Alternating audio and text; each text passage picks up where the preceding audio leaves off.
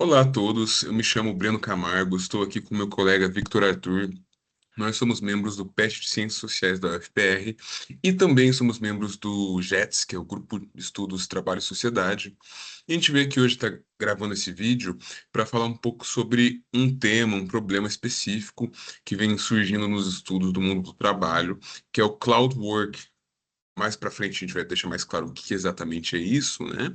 Mas basicamente ele envolve a criação de um exército digital de reserva, ou seja, um grande contingente de trabalhadores conectados via internet mundialmente, através de plataformas digitais, etc., e que acarreta uma série de problemas em termos de salário, de competição e outras características que a gente vai entrar mais em detalhe, ok? Mas antes é importante a gente ressaltar que esse vídeo é uma introdução. Ele não vai ser um aprofundamento, algo mais complexo, a gente não vai trabalhar com dados.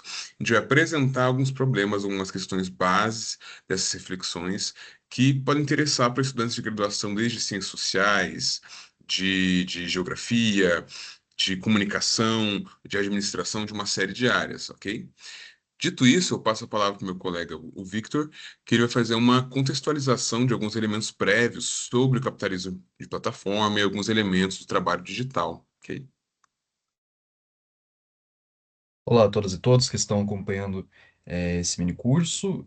Então, eu vou partir, vou ter como análise pregressa aqui um pouco do contexto histórico que vai lançar as bases no Cloud Work onde se insere, né? Então, a gente tem que retornar ali por meados mais ou menos da segunda metade do século XX, especificamente ali mais ou menos durante os anos 70, que é onde há uma mudança nos padrões de regime de acumulação no seio do capitalismo, certo? Onde a gente vai ver então um solapamento do Fordismo, do Taylorismo, né? E o solapamento desse modelo de organização laboral, ele ocorre muito em razões de tensões históricas, né? E econômicas, evidentemente, que não conseguiam mais viabilizar uma gerência das forças produtivas, né, sob essas bases tão rígidas, tão sólidas, preconizadas ali, ah, pelo Fordismo e pelo Taylorismo. Então, toda aquela questão da linha de produção, da produção em massa, do consumo em massa também, né? E essas contradições, elas, então, acabam engendrando esse desgaste paulatino desses modelos de produção, muito em função da queda muito em função da queda da taxa de lucro e de produtividade, o que ocorria em concomitância com a reinserção da Europa e do Japão no cenário produtivo mundial, especialmente no pós-guerra, né? Então, a gente vai ver que a competição ali no seio do capitalismo vai ser potencializada, a exploração do trabalho também vai aumentar na mesma proporção, basicamente, criando ali todo, então, um novo cenário na divisão internacional do trabalho, né? E a resposta, então, que tem esse período de crise, né, vai encontrar ali nas medidas de austeridade algumas formas para contornar esse declínio, tanto na taxa de lucro quanto na taxa de produtividade, né? Então a gente pode pensar no próprio sistema financeiro, por exemplo, que não passa a ter como moeda de regulação do sistema financeiro mundial o dólar, né? Porque os Estados Unidos, ali, num contexto de crise, passaram a adotar é, medidas para contornar essa queda na taxa de lucro e de produtividade, ali durante o começo dos anos 70. Então a gente vai ver o fim do acordo de Bretton Woods, para colocar, então, para dar vazão ali, uma taxa cambial flutuante, né? De modo que os preços, a variação dos preços da moeda, elas vão estar suscetíveis, então, a maior flexibilidade e a maior volatilidade, assim, do mercado.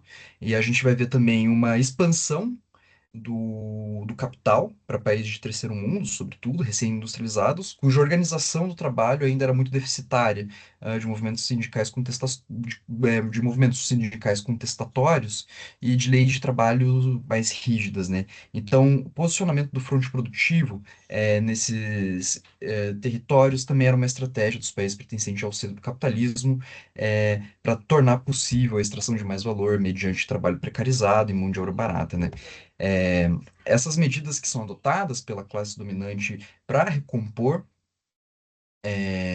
a sua hegemonia, é, é fruto então dessa crise estrutural do capital, como o Ricardo Antunes coloca aqui para gente, né? E o que se tem em vista se trata justamente de uma ofensiva dos setores burgueses, cujo principal objetivo é então realmente o reposicionamento da dominação do capital sobre a classe trabalhadora por uma série de políticas de austeridade, inclusive, né? Então, o que a gente vai ver em termos práticos é que essas políticas elas vão lançar mão de uma série de medidas que tem ali na sua unidade de funcionamento, corte de gasto por parte do Estado, né, especialmente dedicados a programas sociais, relacionados ao estado de bem-estar social, sobretudo, acompanhados ali de processo de flexibilização e maleabilização das relações de produção, né?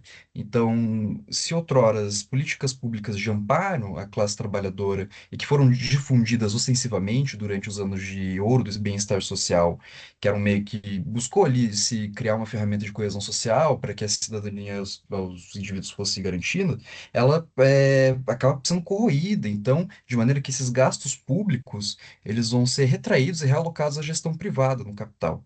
Essa confluência de interesses, ela não é posta por acaso, né? Quando a gente pensa no Fordismo, enquanto modelo de organização laboral, então, a gente sabe que ele era totalmente dependente da ação do Estado para manter a classe trabalhadora disciplinada. Essa disciplina, no entanto, ela não ia se valer apenas de mecanismos policiais da força, mas também de medidas afirmativas de coesão social, mesmo para que a classe trabalhadora não ficasse à margem da sociedade, mas sim tivesse um processo de integração na sociedade, né? Essa coesão ela vai compartilhar então uma série de afinidades com o processo produtivo fordista, porque não apenas a produção em massa tem que ser estimulada, mas o consumo em massa também deve ser estimulado. E, portanto, para que o consumo possa ser estimulado, tem que ter, então, ali uma relação de interdependência com melhorias, com melhorias significativas no padrão de vida da classe trabalhadora, né? Tanto em termos de renda, quanto em outros campos, como seguridade social, direitos trabalhistas e a própria questão do tempo livre também. Então, quando se passa a se romper com esses pilares constitutivos do que eu estou chamando aqui de era de ouro de bem do bem-estar social, a própria noção de trabalho e de enquadramento profissional vai se tornar muito nebulosa, né? Alguns autores dotados de otimismo vão abraçar uma série de avanços tecnológicos de maneira crítica, como medida de emancipação da classe trabalhadora frente à subsunção real do trabalho. Então, o progresso técnico e científico passa a assumir o controle ali de tal forma que, segundo a visão de alguns autores, como por exemplo Klaus Hoff, a classe trabalhadora ela poderia se libertar então desse trabalho alienado e das figuras de vigilância tradicionais, como gerentes, os patrões, supervisores, ah, na medida em que ela teria maior controle sobre o seu trabalho e, inclusive, esse trabalho estaria passando por um processo de automatização.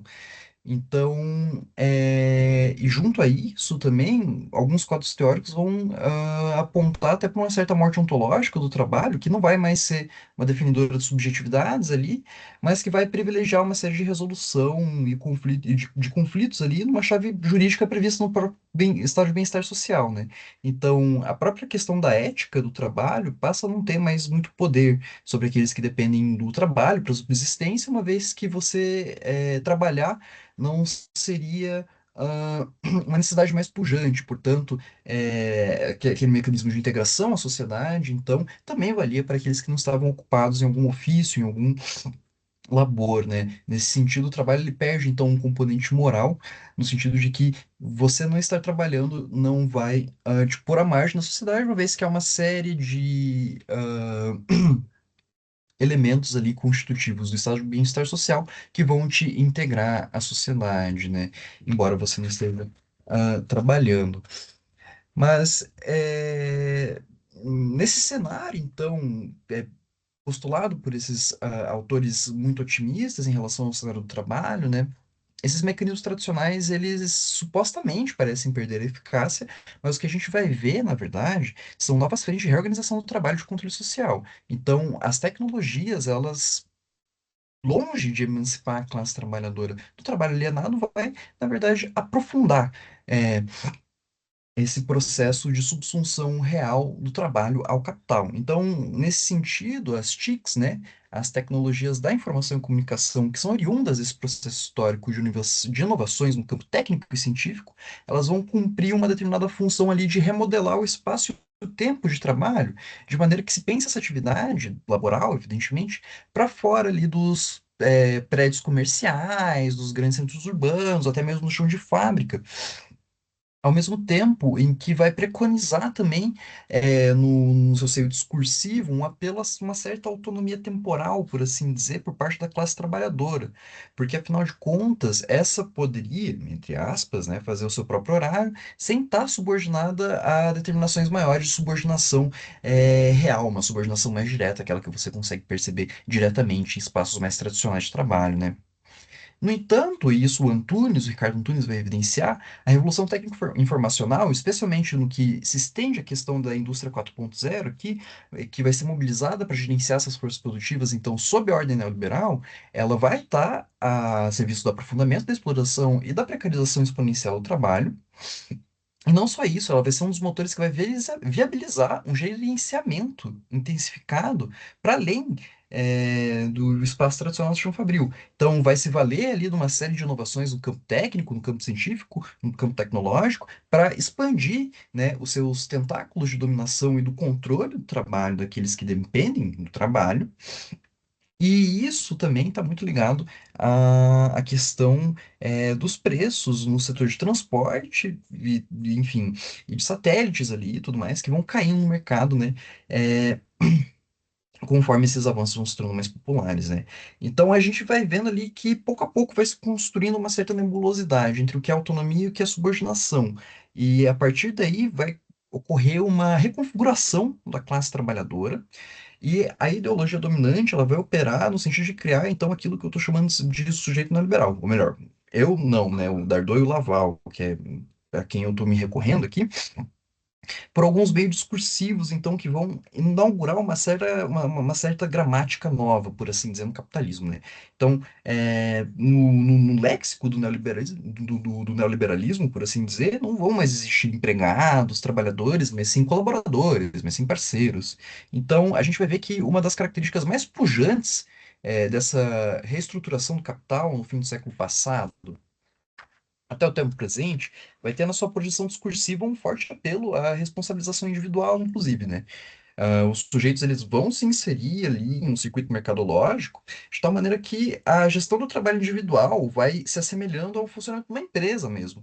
E aqui ele vai ter uma contradição muito específica dessa figura do empresário de si mesmo, porque embora ele tenha que arcar com os custos da ferramenta de trabalho, e, evidentemente, as responsabilidades decorrentes dessas ferramentas, ainda assim ele está subordinado a uma gestão algorítmica, que a gente vai se aprofundando um pouco mais logo após, e por vezes até essa gestão algorítmica também é punitiva, porque ela vai delinear o espaço, o tempo de trabalho e até a própria precificação, né? Essa contradição que a gente vai ver entre o que é empresário, o que é trabalhador, que é a Ludmila Costec Abílio, uma das grandes pesquisadoras da plataformização, da uberização do trabalho, vai cunhar um termo muito curioso, né? A questão do autogerenciamento subordinado, no sentido então que você tem que ter toda a responsabilidade do seu trabalho, mas ao mesmo tempo você tem uma subordinação que, embora não seja diretamente reconhecível ali, porque você está lidando com uma série de algoritmos. É ele quem está ditando a intensidade do seu trabalho, o tempo do seu trabalho, como ele deve ser executado também, e até a sua precificação, né? Então, a gente vai ver aqui que as TICs, as tecnologias de informação e comunicação, ela vai amplificar, né, a exploração do trabalho, mediante a intensificação e a extensão, inclusive, de jornadas, né? Até porque a gente está falando de modalidades de trabalho que são desreguladas. E dentro dessa nova lógica de acumulação, a gente vai vendo, então, uma certa contradição naquilo que é a dimensão quantitativa do trabalho, né?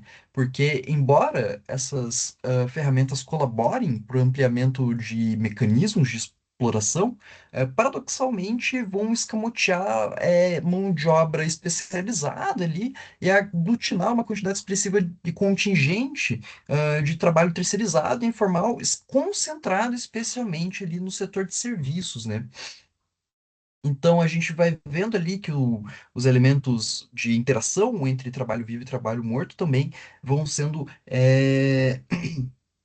muito amplificados na medida em que então a gente vai ficando, os trabalhadores, a classe trabalhadora, vai ficando cada vez mais subordinada a esse gerenciamento algorítmico e da tecnologia também, né? Então a gente vê uma interposição dialética, por assim dizer, que vai recair sobre o tempo de trabalho, né? Fazendo com que a própria o próprio enquadramento de trabalho fica uma coisa muito difícil e nebuloso, assim, porque o trabalho acaba virando um potencial trabalho, porque o colaborador, entre aspas, o prestador de serviço, se preferir, ele não está mais inserido em uma lógica contratual convencional.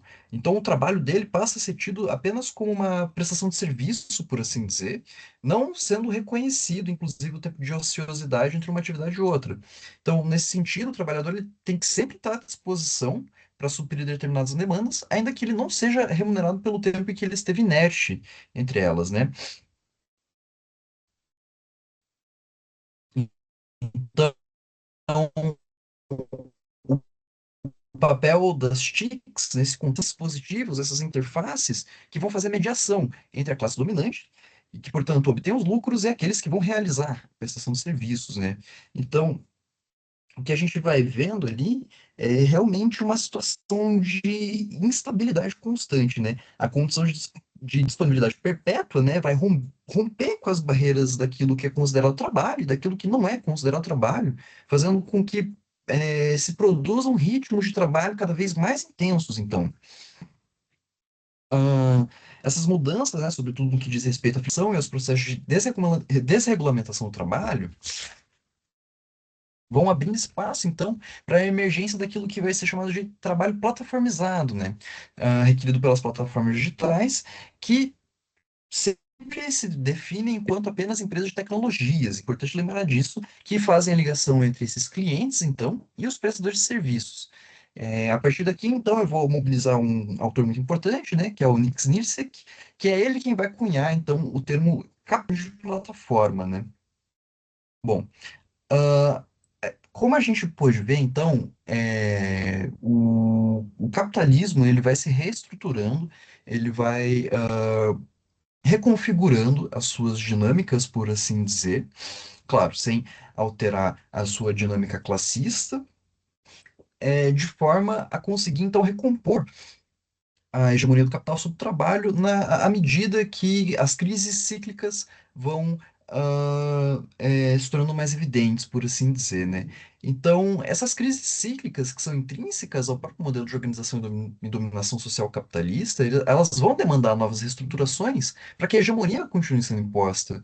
Então, o fenômeno do capitalismo de plataforma está nesse processo de formação por conta das mudanças decorrentes das relações de produção no seio do capitalismo ainda. Então, e essas mudanças, elas estão realmente relacionadas a novos modos organizacionais da divisão do trabalho, a implementação de novas tecnologias, a criação de novos mercados também e novos tipos de trabalho, de modo, então, ali que, né, que se possibilite novas ferramentas, por assim dizer, de acumulação extensiva do capital, né? Então, o Nick Snirsek, ele também vai partir ali dos anos 70, como a gente já falou, então, a partir ali da queda da taxa de lucro, e de produtividade, do começo da desindustrialização, especialmente ali no norte global do capitalismo. Mas ele adiciona dois outros pontos importantes para a emergência do capitalismo plataforma, que são históricos e um pouco mais recentes, no caso, né? O primeiro é a bolha da internet, durante os anos 90, e o segundo é a crise econômica de 2008. Então, aqui o autor vai falar, e é um trecho do livro dele, de uma tradução nossa, ele vai falar assim: e, embora o crescimento econômico tenha se recuperado dos baixos níveis dos anos 1970, todos os países do G7 ainda viram tanto o crescimento econômico quanto o crescimento da produtividade seguirem uma tendência de queda. A única exceção notável foi o boom das empresas por 1990 e o frenesi associado ao interesse nas possibilidades da internet. De fato, o boom dos anos 1990 é semelhante à fascinação de hoje com a economia de compartilhamento, a internet das coisas e outros negócios no ramo da tecnologia. Então, o que a gente vai ver aqui é uma realocação do capital, então, para esse novo setor tecnológico e, sobretudo, informacional, na medida em que o segmento manufatureiro industrial entrava em estagnação, então, e não era mais capaz ali de alavancar as economias do centro do capitalismo. Isso está intimamente ligado ao processo de desgaste do modelo produtivo taylorista e fordista, sem dúvida, e o boom da bolha da internet acaba sendo sintomático, então, desse processo histórico de desindustrialização, no sentido de que ela, a internet, durante esse período, era um espaço muito incipiente, que até aquele momento não está processo intensivo de atividade de comercialização e de circulação de capitais. Então, meu processo de crise, a saída lógica estava em explorar esses novos mercados para a continuação da manutenção da hegemonia do capitalismo e de novas modalidades ali com o menor custo possível para o capital. Embora essa bolha tenha estourado, evidentemente, abriu-se margem ali para uma expansão das forças do capital e da extração de lucros por meio de investimentos expressivos na internet e algumas ferramentas adjacentes também. Já a crise de 2008, né, foi impulsionada por uma bolha imobiliária, então, inserida em um ambiente de especulação financeira intensa no cenário do mercado de hipotecas, sobretudo nos Estados Unidos ali. E esse mercado de hipotecas, outrora muito seguro, viu-se diante de um risco eminente, porque com o declínio da riqueza domiciliar, muitas famílias entraram em dívidas por não conseguir pagar essas hipotecas, né? Então, sobre isso daí, o Znirsek vai falar, né, que o preço das moradias dos Estados Unidos, elas chegaram a um ponto de inflexão e a sua queda começou a impactar o restante da economia, né? Então, as riquezas da família diminuiu em paralelo, levando à redução do consumo e, eventualmente, a uma série de inadimplências hipotecárias. Como o sistema financeiro havia se tornado cada vez mais ligado ao mercado hipotecário, então a gente vê uma dimensão muito importante da financiarização do capital também ligado ao mercado hipotecário, era inevitável de que a queda nos preços das moradias causasse estragos no setor financeiro também, né? Então as tensões começaram a surgir em 2007, quando dois fundos de hedge colapsaram, após estarem fortemente envolvidos com títulos lastreados nessas hipotecas, e toda a estrutura foi desmoronar mesmo em setembro de 2008, quando o Lehman Brothers, né, colapsou e uma crise completa desencadeou. Então, o que a gente pode tirar disso é que as medidas adotadas pelo governo dos Estados Unidos para contornar essa crise sem precedentes estavam centradas ali especialmente em um afrouxamento da política monetária, né? A fim de que então se estimulasse a criação de ativos por parte do Banco Central dos Estados Unidos para contenção da crise e especialmente evitar com que a falência de bancos ocorresse, né? Então, os Estados Unidos passaram a emitir mais moeda, porque os bancos estavam quebrados, e daí com isso, né, houve uma queda na taxa geral de juros e engendrou um cenário muito desfavorável para todo e qualquer tipo de retorno oriundo de aplicações em determinados fundos e determinados investimentos. E isso é muito interessante para pensar, porque abre toda uma série de discussões, a qual eu não vou me aprofundar aqui, evidentemente, mas sobre a questão, afinal de contas, qual que é a função que a narrativa do Estado mínimo, então, cumpre no neoliberalismo? Ora, como eu já evidenciei, uma série de medidas de austeridade foram emplacadas ali, especialmente durante os anos 70, para a recomposição do capital sobre o trabalho e da classe dominante sobre a classe trabalhadora, por conseguinte, então, corte em gastos sociais. No entanto, né, a gente vê uma tentativa, então, uma aliança de classe ali entre o Estado e a classe rentista, por assim dizer, né, para conseguir, então, recompor a força dos bancos, né, na medida em que o Estado passe a emitir moedas, então, para evitar com que esses bancos eh, é, acabe, enfim, desmoronando, indo à falência. Então, enquanto a classe trabalhadora é destinada pouquíssimos recursos, quase nada, a, a classe rentista, então, né, eles dão um jeito ali, enfim, de conseguir fazer com que a sua dominância, a sua hegemonia consiga, então, ser recuperada, né? Então isso era uma discussão muito interessante, afinal de contas, o Estado é mínimo para quem? No final das contas, né? Mas enfim, por conta desse afrouxamento na política monetária, houve uma queda na taxa geral de juros e esse cenário desfavorável, então, fez com que se recuperasse um certo zeitgeist eufórico, né? Remontando em certa medida aquele período da bolha da internet mesmo, da bolha.com, em relação a essas novas corporações que iam surgindo no mundo digital, uma série de startups que tinham uma política de gestão, por assim dizer, pautada muito no crescimento antes do lucro. Então, elas apresentavam um capital de alto risco, ainda muito incipiente, ainda muito incerto, mas que, ao mesmo tempo, oferecia um alto retorno, em troca. Sobre isso, o Snirsek vai falar. Embora as evidências ainda sejam preliminares, parece que a flexibilização quantitativa, na política monetária, no caso, teve um efeito nesse sentido. Os rendimentos corporativos diminuíram e os mercados de ações dispararam. Também pode ter tido um efeito nos setores não financeiros da economia, ao tornar grande parte da recuperação econômica dependente de 4,7 trilhões de dólares da nova dívida corporativa desde 2007. O mais importante para o nosso propósito é o fato de que o ambiente generalizado de baixas taxas de juros criados pelos bancos centrais reduziu a taxa de retorno de uma ampla gama de ativos financeiros, inclusive de hipotecas. O resultado é que investidores em busca de rendimentos mais altos tiveram que recorrer, então, a ativos cada vez mais arriscados, investindo, por exemplo, então, em empresas de tecnologias não lucrativas e não comprovadas. Outro componente muito importante da crise de 2008, então, e também a espinha dorsal do que a gente vai falar aqui, né, que vai acabar desmembrando na discussão principal, sobre a dimensão do trabalho, plataformizado, é o fato de que a situação empregatícia ficou algo muito difícil durante aquele tempo, evidentemente porque estamos falando de uma crise econômica também, né? Então, o choque inicial da crise de 2008, ela teve efeitos diretos na empregabilidade, fazendo com que o desemprego crescesse exponencialmente nos Estados Unidos, chegando a ir de 5% da população desempregada antes desse evento para 10% após a crise. Não apenas isso, né, o desemprego de longa duração escalou para níveis muito preocupantes, passando de 17,4% para 45,5%. Esses dados, então, eles denunciam uma condição de pauperização da força de trabalho que forçou, então, a classe trabalhadora a ter que recorrer a meios informais para garantir a sua subsistência, inclusive dentro do trabalho plataformizado, né? Então, falando especificamente do capitalismo de plataforma, afinal de contas, o que é o capitalismo de plataforma, então, que é esse termo que o Nick Snirsky cunha? A gente tem que entender que o capitalismo de plataforma, ele acaba sendo acompanhado de alguns outros conceitos presentes ali no discurso dominante do século XXI, né? Então, o utopismo tecnológico, como eu já apontei, acabou implicando em uma série de reinvenções da máquina propagandística do capitalismo, né?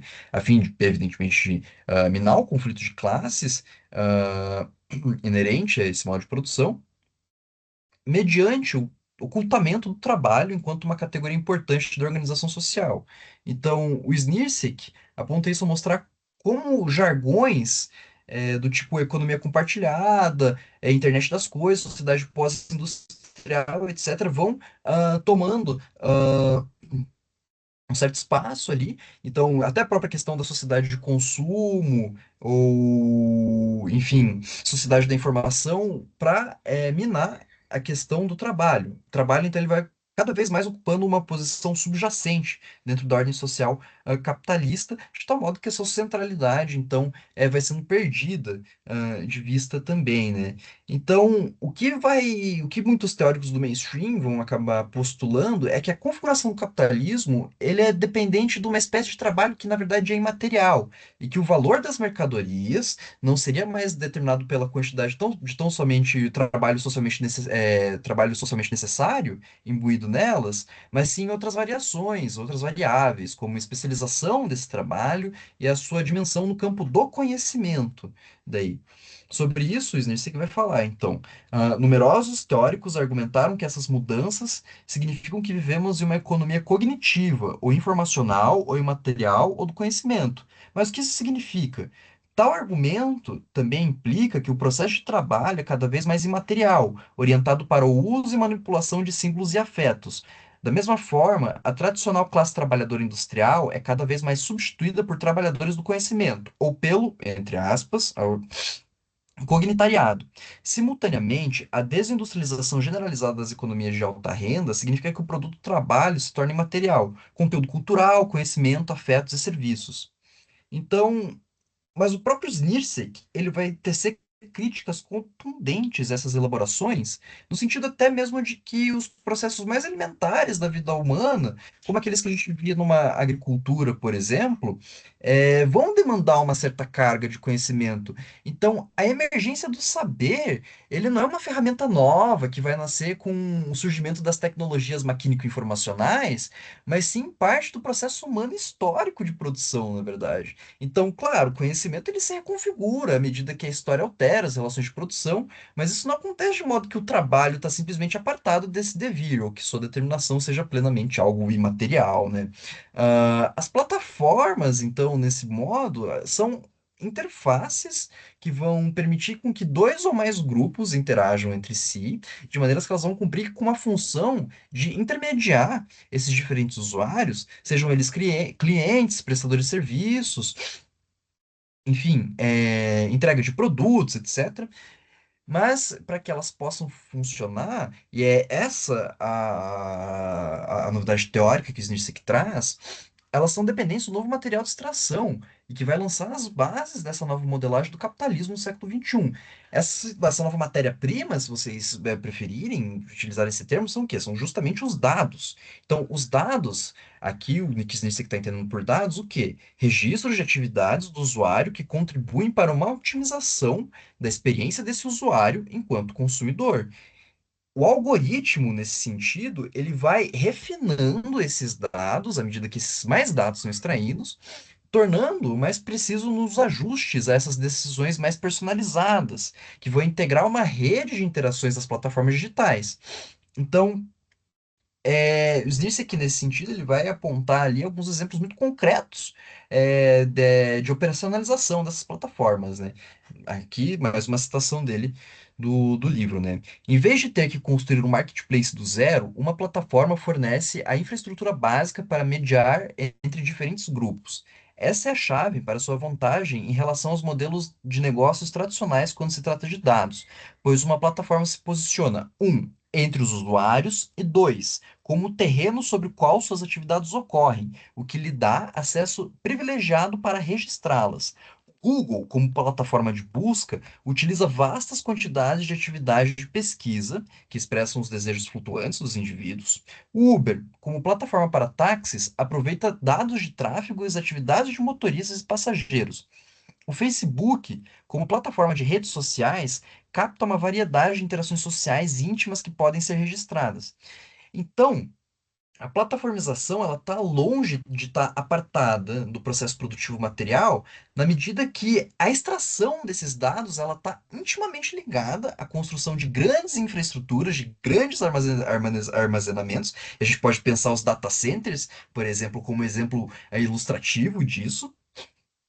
E esses dados, então, a partir dessas construções, dessas grandes infraestruturas, eles podem, por exemplo, ser postos de maneiras análogas até a própria questão do petróleo, por exemplo, no sentido de que, tal como o petróleo, os dados eles têm que ser organizados, eles têm que ser padronizados, eles são refinados de maneira que, a partir, então, e refinado pelo algoritmo, evidentemente, a partir desse refinamento, as demandas particulares desses usuários que integram essa rede enfim, de, de, de comunicação ali, sejam atendidas de uma maneira mais acurada, né?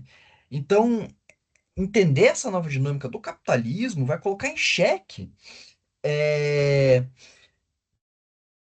a plataformização enquanto uma determinação tão somente imaterial, porque ela é dependente de relações sociais no campo da materialidade mesmo, para se concretizar no ambiente informacional e digital. Então, a gente pode pensar até mesmo numa certa reformulação do conceito, e aqui eu trago o exemplo do Amorim, da Brígida Cardoso, que vai reposicionar essa dinâmica da economia de plataforma sobre bases industriais.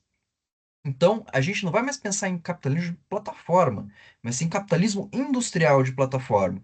E por que que a gente adota essa linha de pensamento?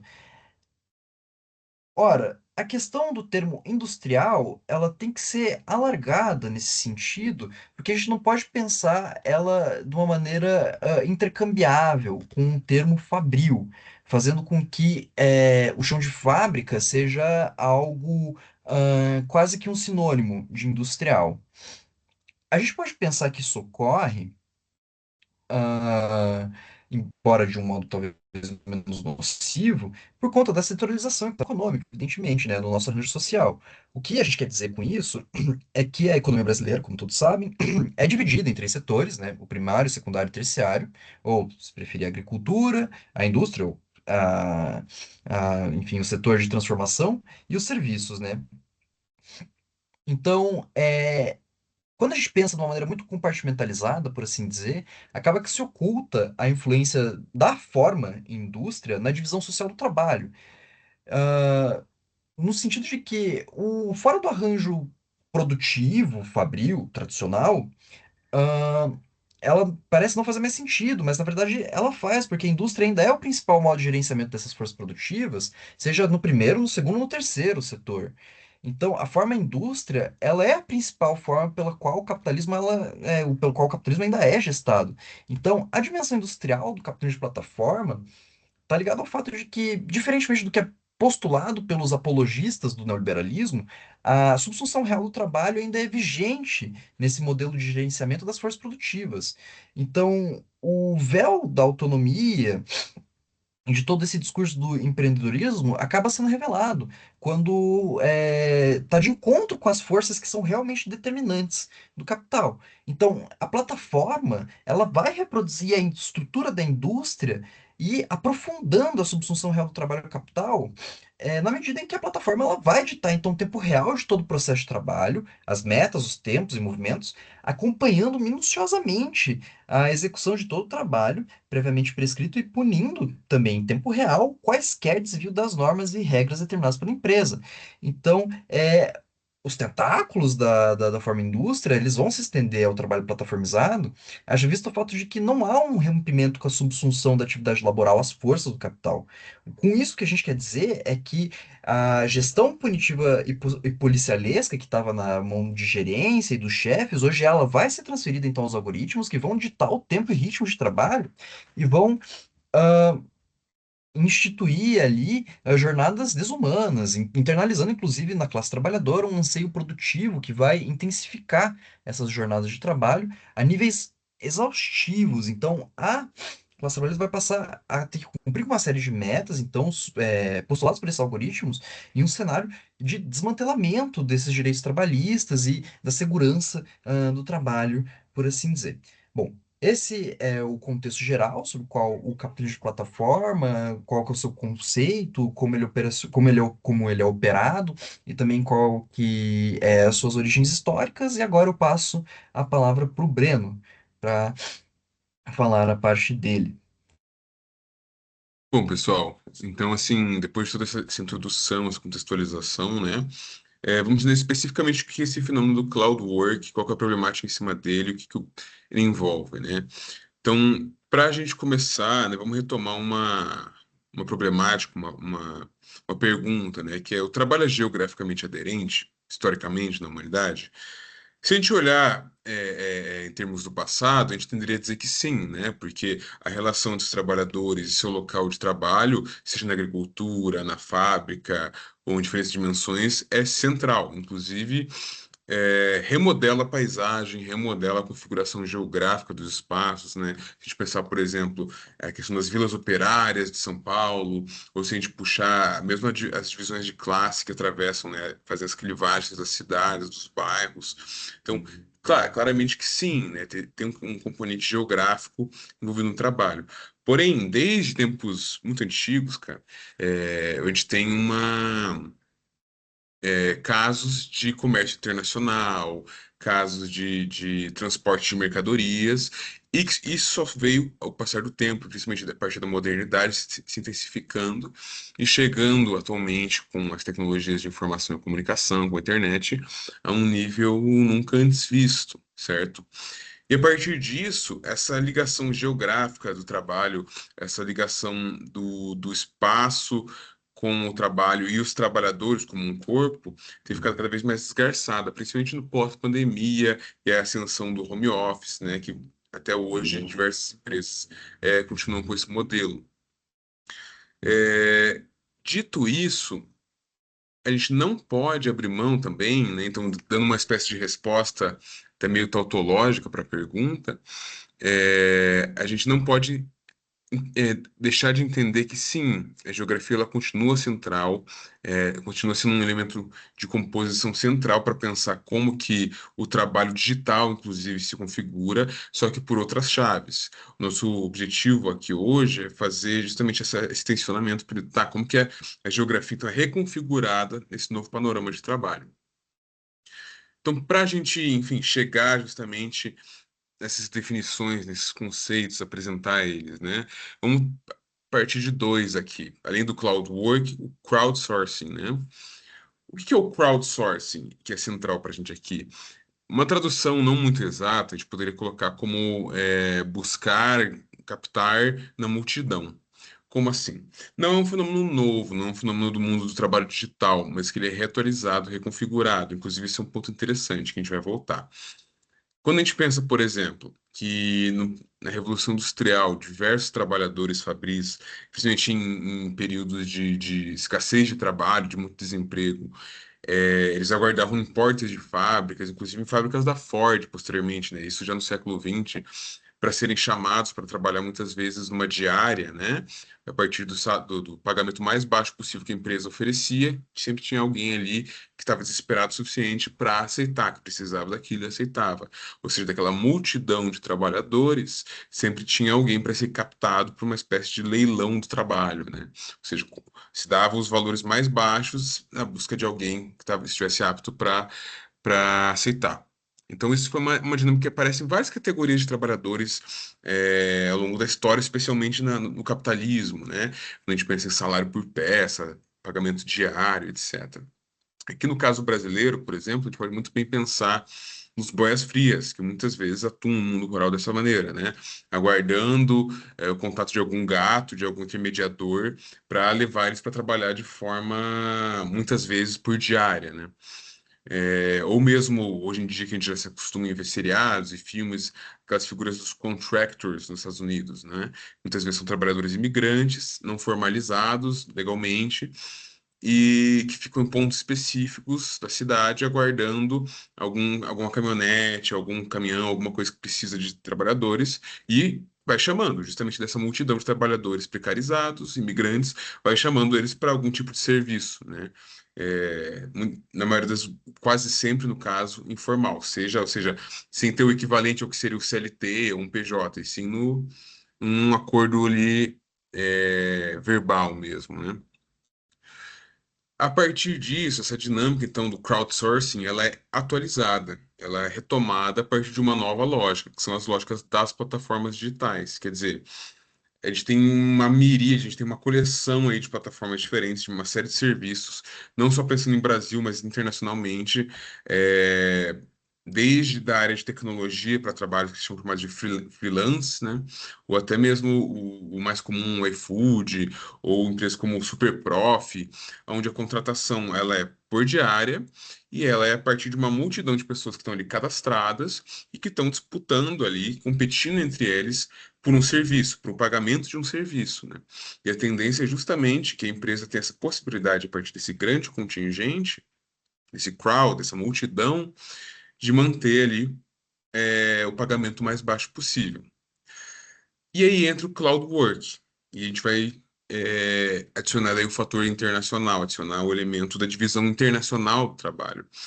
Com a conectividade, com a internet, essa compra de força de trabalho, essa compra de diárias de trabalho, pode ser feita de um país para outro, pode ser feita por intermédio de aplicativos, de plataformas. Não é necessário mais agora estar dois operários um lado do outro, ou uma série de trabalhadores rurais ali, ou mesmo numa empresa de tecnologia, as pessoas estarem no mesmo escritório. Você tem uma grande opções de configurações empresariais para se lidar com isso.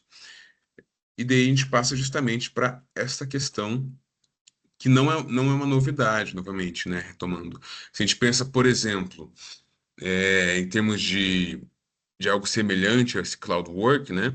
A gente tem o caso clássico, já muito conhecido, já muito assim, até estigmatizado, né? Dos trabalhadores indianos de call centers, né? Que muitos call centers do norte global, dos países centrais do capitalismo, vão colocar ali, vão contratar empresas terceirizadas da Índia ou das Filipinas para fazer esse serviço de call center, de atendimento, né? Isso já é uma dimensão pregressa, né? Isso já é um fenômeno que existe há algum tempo e que envolve ainda essa mediação de uma empresa terceirizada. Porém, cada vez mais, a relação tem mudado, isso configurado em termos justamente do que o Arthur estava comentando anteriormente, que é essa relação de autonomia, pelo menos autonomia no sentido jurídico, no sentido formal, né? Acho que, bom, eu lanço aqui um serviço num aplicativo, numa plataforma, é, enfim, de trabalhar com software, por exemplo, e vou ter gente do mundo inteiro cadastrada nessa plataforma disputando por esse serviço. Gente desde o Canadá até o Brasil, México, Tailândia, Quênia, e eventualmente aquele que aceita o menor pagamento vai ter essa vantagem.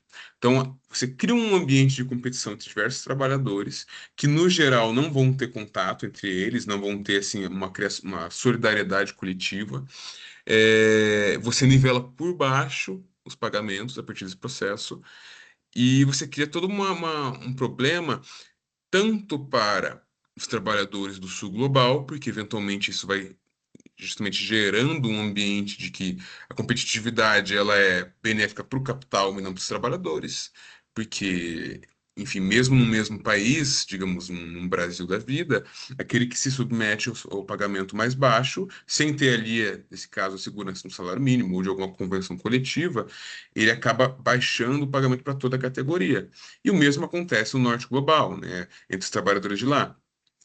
Se um trabalhador brasileiro ele aceita esses serviços, porque justamente a moeda estadunidense, por exemplo, o dólar é muito mais forte, uma moeda muito mais potente, ele causa um impacto também no mercado de trabalho dos países do norte global. E a gente já dá para imaginar todas as reverberações para os lados que isso vai, né?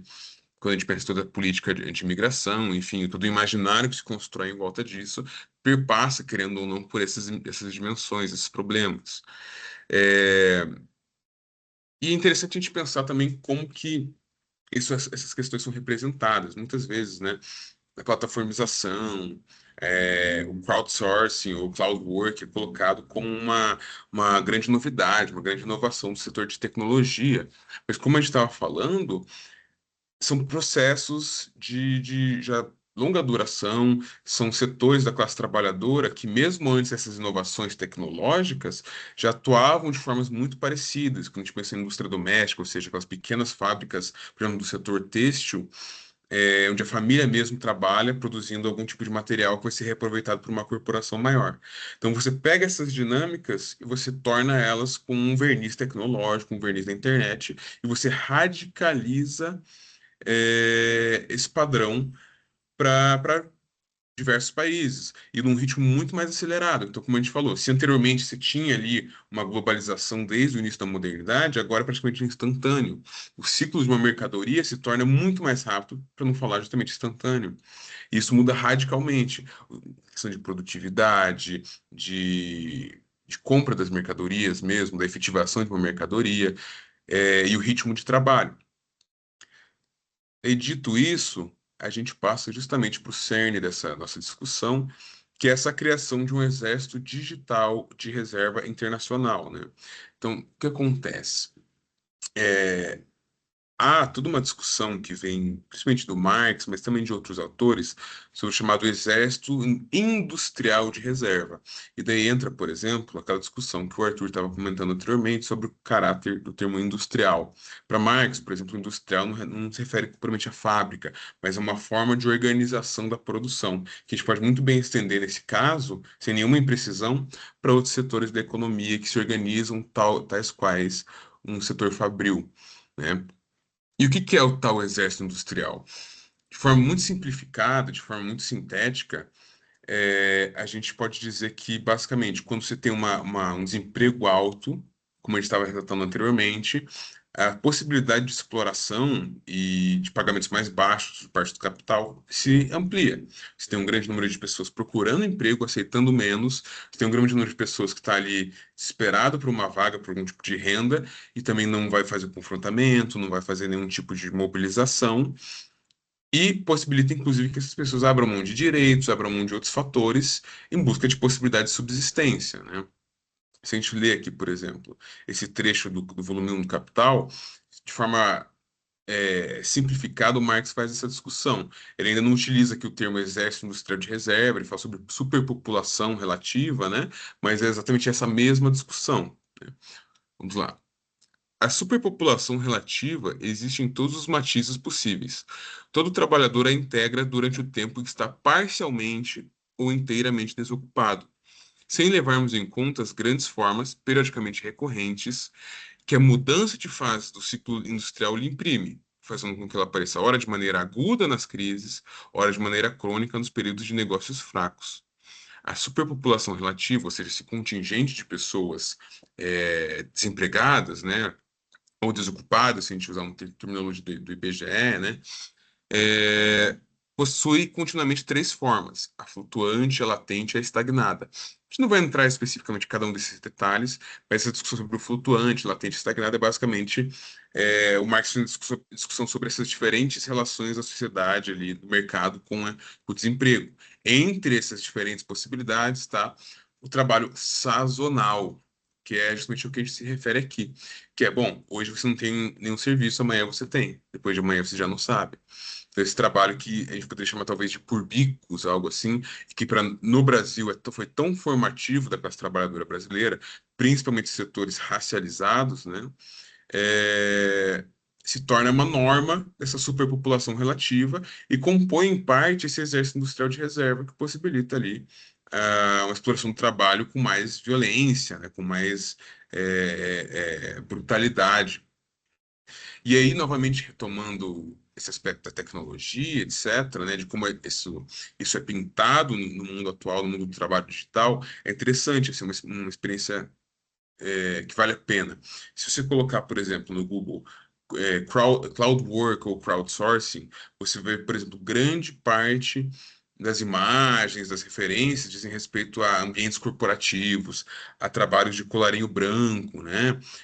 Essa relação de tecnologia e UTI é um trabalho, digamos, de alta qualificação, de pessoas que têm ali um salário alto, mas cada vez mais, ainda mais com a grande crescimento de trabalhadores nesse setor, isso tem deixado de ser uma realidade.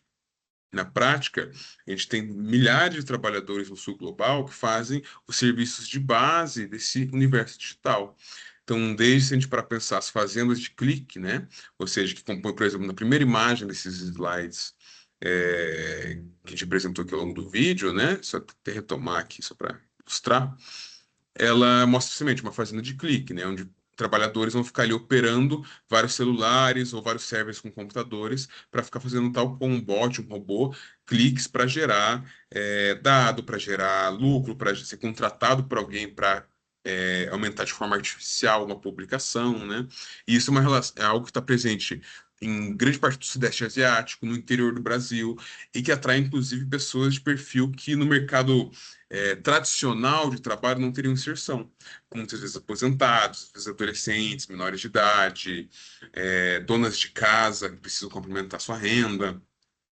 E, e a gente começa a pensar assim também como a própria programação se tornou justamente com esses freelances uma coisa que, bom, uma empresa em Londres pode muito bem contratar alguém do leste europeu, de um país com uma condição socioeconômica muito diferente, por um preço risível para um trabalhador inglês, é, e criar ali toda uma relação de dependência econômica e de cadeias de valor que vão sendo também sugadas de um país para o outro, né? Uma nova configuração. E retomando aqui, então, para sintetizar toda essa nossa discussão, tem uma passagem aqui de um dos textos que foram recomendados na nossa publicação, né, relativo a esse vídeo, que é o texto Trabalho Digital, do Mark Graham e do Mohammed Anwar, né, que é uma ótima síntese sobre toda essa discussão não só do cloud work, mas outros aspectos desse universo do trabalho digital, né. Então, peço licença para vocês para a gente ler esse trecho aqui. Clientes localizados, sobretudo em países de alta renda, podem forçar trabalhadores de todo o mundo, de países ricos ou pobres, a competir uns com os outros, em um mercado de trabalho gigantesco.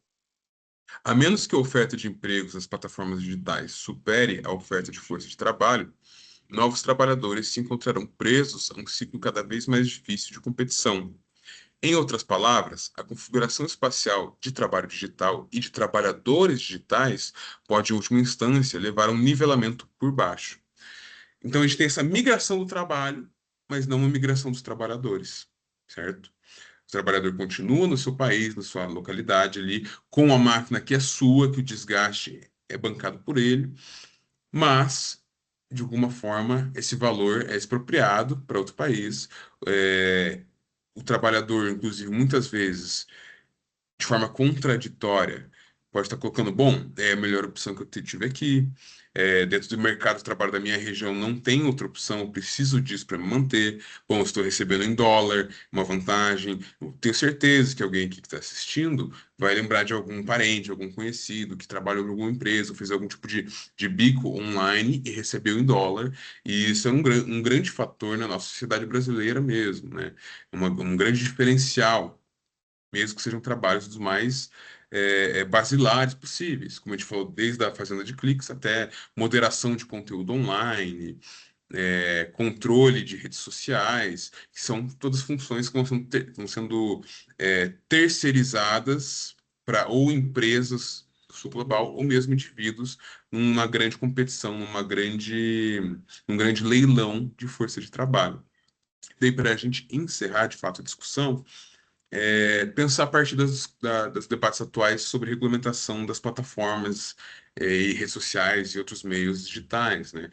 É um tema que está em voga, super debatido, as dificuldades, por exemplo, de se aplicar leis nacionais brasileiras, legislação brasileira, para plataformas que são de empresas exteriores, né, de empresas de outros países, e os embates jurídicos gerados nisso. E daí a gente pensa como que isso funciona a nível de trabalho internacional, como é que você faz qualquer tipo de regulamentação eh, do trabalho, essa dinâmica internacional, por plataformas, por internet. Claro que tem meios, né? Você tem formas ali de fazer valer a lei de um país específico para essas relações, mas é muito mais difícil você ter um controle disso, é muito mais difícil você manter as leis trabalhistas em voga para uma série de categorias de trabalhadores que estão envolvidos nesse universo. Então, isso também potencializa ainda mais um problema, mais uma questão em cima de todas que foram colocadas aqui. Então, para encerrar, a gente gostaria de recomendar todas as leituras que a gente vinculou ali, é, em conjunto com a nossa publicação. Se você está aqui, mas não viu nossa publicação, acesse lá no Instagram, né, o PET de Ciências Sociais da UFPR. Você tem ali as recomendações, links, etc. E recomendo muito como uma leitura das que estão disponíveis. Se for fazer uma, faça essa, que é Trabalho Digital, do Mark Graham e Mohammed Anwar. Traz uma série de pontos, inclusive, que nós não conseguimos cobrir aqui e que são muito interessantes para aqueles que se interessam pela área, que têm agendas de pesquisa relacionadas. E agradecemos muito o seu acompanhamento, sua visualização desse conteúdo que a gente produziu hoje aqui.